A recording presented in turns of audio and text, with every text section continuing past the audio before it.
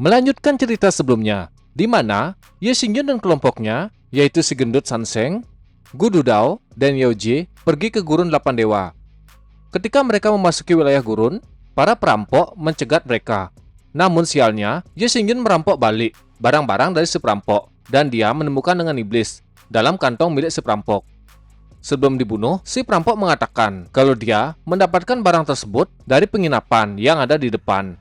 Mendengar hal itu, Ye Xingyun memutuskan pergi ke penginapan tersebut. Di dalam gurun, terdapat sebuah penginapan. Penginapan tersebut berdiri sendiri. Di lain sisi, saat ini, Ye Xingyun sedang berjalan menuju penginapan tersebut. Di dalam penginapan, sebuah golok ditaruh di meja. Saat ini, Ye Xingyun dan kelompoknya sudah memasuki penginapan tersebut. Seorang pria dengan bekas luka di bawah matanya melirik kelompok Ye Xingyun yang baru saja datang. Dia juga yang menjadi pemilik golok besar tersebut. Ye Xingyun menuju ke tempat pelayan. Dia memesan makanan untuk kelompoknya. Orang-orang yang ada di sana merasa kalau kelompok 4 orang yang baru saja datang sangatlah berbahaya. Mereka bisa mencium bau darah dari kelompok 4 orang tersebut. 2 orang sedang mengobrol, membicarakan kelompok Ye Xingyun. Ketika mengobrol, seseorang datang. Tekanan yang kuat dikeluarkan oleh orang tersebut. Kedua orang yang mengobrol menyadari orang yang datang adalah Lu Pangxi. Mereka merasa sepertinya orang tersebut tidak dalam suasana hati yang bahagia. Di sebuah meja, Ye Xingyun sedang menyantap makanannya. Merasakan tekanan, dia pun menoleh ke belakang, ingin tahu siapa yang datang. Aura hitam menyelimuti pria tersebut. Diperlihatkan, Lu Pangxi ini memiliki tubuh yang sangat gemuk. Dia juga menggunakan kacamata boboho. Orang-orang yang ada di sana mulai mengobrol terkait dengan Lu Pangxi. Mereka merasa yang membuat Lu Pangxi dalam suasana hati yang buruk kemungkinan besar adalah Shen, si pendatang baru. Mereka juga mendengar master dari Shen adalah hantu yang jahat, yang membuat Ye Xingyun dan Yao Jie saling menatap. Mereka berpikir, apakah itu adalah orang yang mereka cari?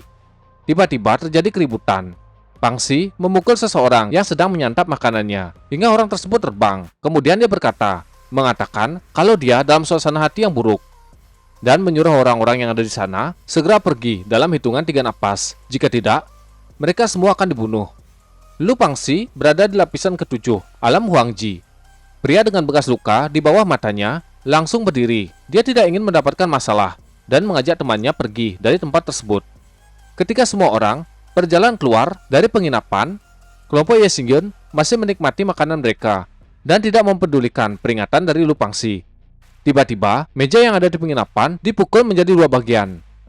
Aura membunuh dikeluarkan oleh Lu Pangxi. Dia menatap Ye Xingyun dan memanggilnya. Namun Ye Xingyun tidak menghiraukan orang tersebut.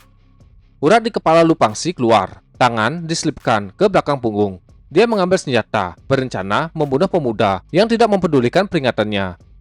Lu Pangxi berteriak, "Apakah kau sengaja memprovokasiku?" Sebuah palu dikeluarkan oleh Lu Pangxi. Dia bersiap menghayunkan palu tersebut ke kepala Ye Xingyun. Namun Ye Xingyun masih asyik menyantap makanannya. Ketika serangan akan menyentuh kepala Ye Xingyun, sebuah senjata menghentikan serangan tersebut. Benturan terjadi antara kedua senjata. Orang yang melindungi Ye Xingyun adalah si gendut Sanseng. Ye Xingyun dan si gendut tiba-tiba tersentak melihat palu yang digunakan oleh Lu Pangxi. Itu adalah palu Haotian. Dengan wajah menyeramkan, Ye Xingyun menyuruh si gendut menangkap Lu Pangxi hidup-hidup. Si gendut mengatakan Ye Xingyun tidak perlu mengatakannya. Kekuatan yang dikeluarkan oleh si gendut membuat Lu Pangxi berkeringat. Dia tidak menyangka lawannya adalah seseorang yang berada di lapisan 9 ranah Huangji. Tidak berselang lama, Lu Pangxi sudah dihajar oleh si gendut. Dia memberikan beberapa tamparan kepada Lu Pangxi. Palu Haotian yang sebelumnya dipegang oleh Lu Pangxi seketika diambil oleh Ye Xingyun. Dia memperhatikan palu tersebut, memastikan bahwa itu memang benar adalah palu Haotian. Setelah yakin, Ye Xingyun menanyakan di mana Lu Pangxi mendapatkan palu tersebut. Si gendut juga menyuruh Lu Pangxi menjawab pertanyaan yang diberikan oleh Ye Xingyun. Akhirnya, dia mengatakan palu tersebut dia dapat dengan membeli di suatu tempat. Ye Xingyun menanyakan di mana tempat tersebut. Dengan tergesa-gesa, Lu Pangxi menjawab dia mendapatkannya di lelang kamar dagang langit dan bumi. Gu Dudao menyela, kamar dagang langit dan bumi sangatlah kuat. Yao Jie juga pernah mendengar bahwa kamar dagang Bahuang adalah salah satu cabang dari kamar dagang tersebut. Mendengar hal itu, Ye Xingyun berpikir si kurcaci Gaodong pasti ditangkap oleh orang-orang dari kamar dagang langit dan bumi. Melihat si gendut bergegas pergi, Ye Xingyun menghentikannya. Si gendut bertanya, apalagi yang ditunggu oleh Ye Xingyun? Ye Xingyun mengatakan, kalau Godong memiliki kemampuan menempa dari ras kurcaci, Kamar Dagang Langit dan Bumi tidak akan membunuhnya. Untuk saat ini, prioritas mereka mengatasi pemberontakan dari Guini yang dapat membahayakan segalanya. Si gendut mengatakan, kalau Ye Xingyun adalah bosnya. Jadi dia akan mengikuti apa yang dikatakan oleh Ye Xingyun. Lu Pangxi mengatakan, dia mengetahui di mana Guini berada. Guini dan muridnya sekarang pergi ke Menara Gurun. Yao Jie terkejut mendengar Menara Gurun. Sepertinya dia menyadari sesuatu. Yao Jie berteriak, apakah Guini ingin melepaskan Raja Iblis Gurun? Ye Xingyun bisa menyimpulkan alasan kenapa dia merebut bunga Iblis Gurun dari Yao Jie. Itu karena dia ingin melepaskan Raja Iblis Gurun. Karena sudah mengetahui kemana harus pergi, mereka pun bergegas ke Menara Gurun. Melihat kelompok tersebut pergi, Lu Pangxi mulai berdiri. Dia menghitung dan menemukan ada 3 orang yang berada di ranah Huangji lapisan ke-9 mengikuti perkataan pemuda tersebut. Yang membuatnya bertanya-tanya, siapa sebenarnya pemuda itu? Tapi dia tetap bersyukur karena mereka tidak membunuhnya. Menurut informasi, tidak ada yang tahu berapa lama Menara Gurun telah berdiri. Dikatakan, menara tersebut digunakan untuk menekan Raja Iblis Gurun di bawah tanah. Ada desas-desus yang mengatakan seseorang pernah melepaskan Raja Iblis Gurun, dan Raja Iblis Gurun akan menandatangani kontrak jiwa dengan orang tersebut, dan Raja Iblis Gurun akan menjadi pelayannya. Berpindah ke tempat lain, masih dalam gurun pasir, terlihat 2 orang berlarian menuju suatu tempat. Salah satu dari 2 orang tersebut bertanya, apakah tuannya benar-benar ingin melepaskan Raja Iblis Gurun?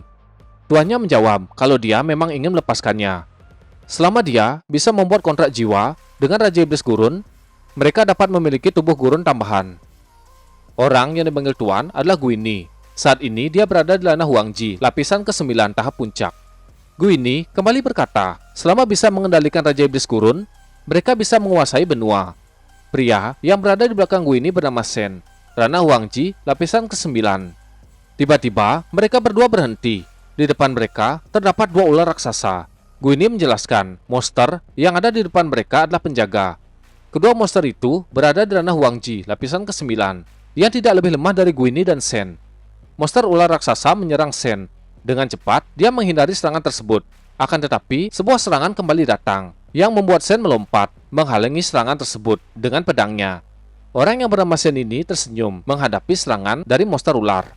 Begitu juga dengan Guini, dia melawan monster ular yang satunya lagi. Pertarungan antara mereka berdua terus berlangsung. Serangan demi serangan dikeluarkan oleh monster ular. Akan tetapi, serangan tersebut berhasil dihindari oleh kelompok Guini.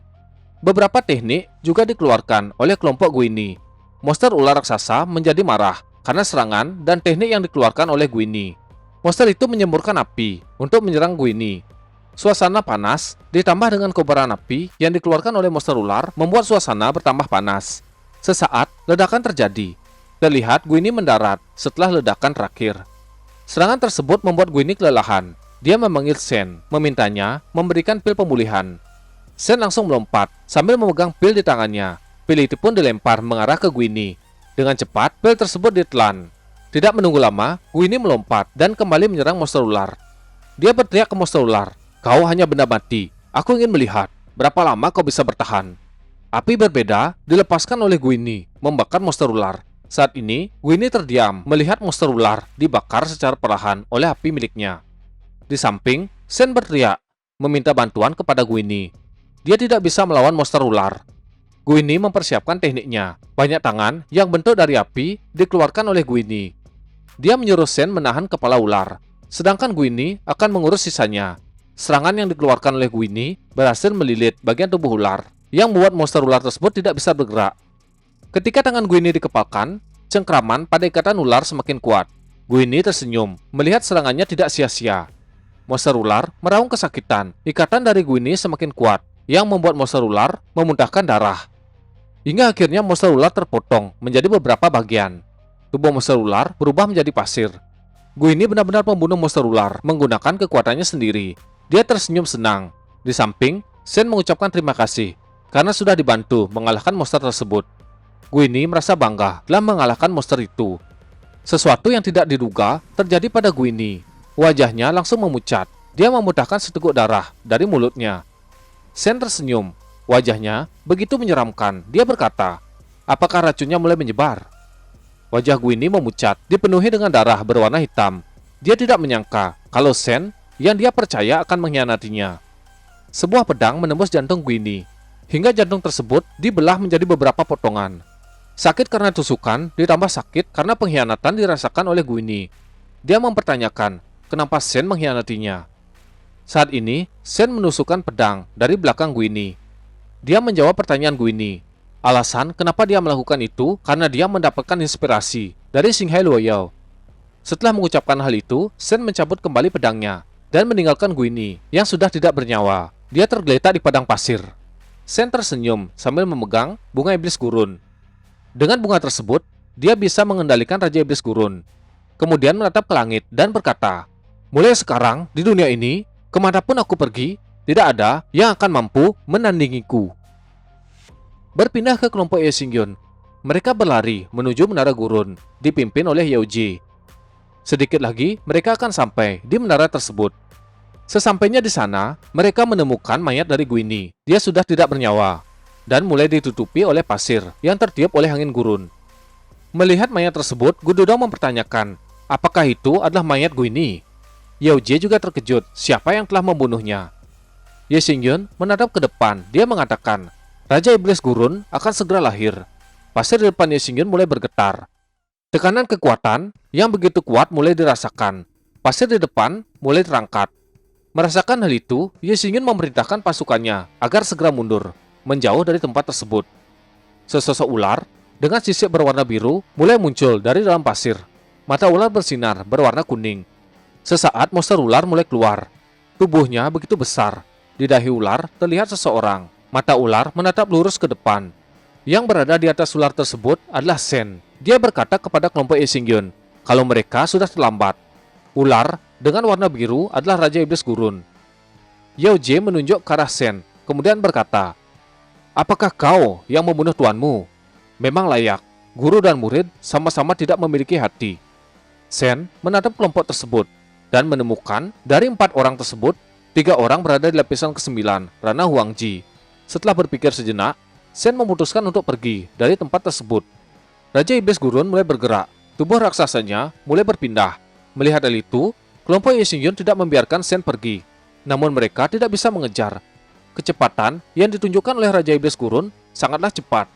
Ketika berlari mengejar Raja Iblis Gurun, salah satu dari kelompok Ye Xingyun menginjak sebuah token.